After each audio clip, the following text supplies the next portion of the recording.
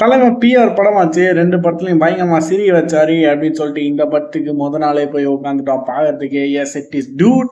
படம் பார்த்து முடிச்சதுக்கு அப்புறமா வை டூட் அப்படிங்கிற மாதிரி தான் இந்த படம் வந்து இருந்துச்சு. எனக்கு பர்சனலா செம்ம காண்டி இந்த ஒரு படத்தை பொறுத்த வரைக்கும். ஏன்னா படத்தோட ஹீரோயின் எஸ் பிஆர் அண்ட் மைமிதா பைச்சு பேரெல்லாம் அழகா வச்சிருக்காங்க. அகன், குரல், பாரி அப்படி இப்படின்னு எல்லா பேருமே செமையா வச்சிருக்காங்க.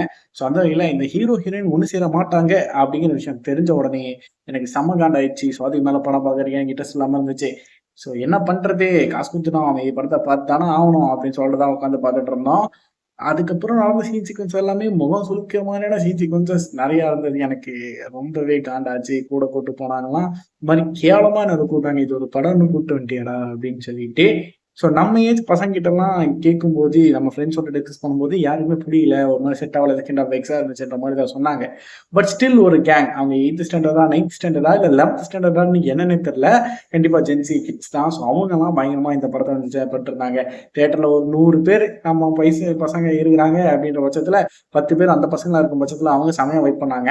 ஸோ இவங்க இதெல்லாம் தெரிஞ்சு அதை என்ஜாய் பண்றாங்களா இல்ல தெரியாம பண்றாங்களா, நம்ம சின்ன வயசுல இந்த மாதிரி படங்களுக்கெல்லாம் ஃபயர் விடுவோமே அது மாதிரி ஃபயர் ஆனாங்களான்றதும் எனக்கு தெரியல. ஸோ உங்களுக்கு படம் ஒர்க் ஆச்சா, ஒர்க் ஆகலையா, அப்படி இல்லையா அப்படிங்கிற கமெண்ட் செக்ஷன்ல மென்ஷன் பண்ணுங்க.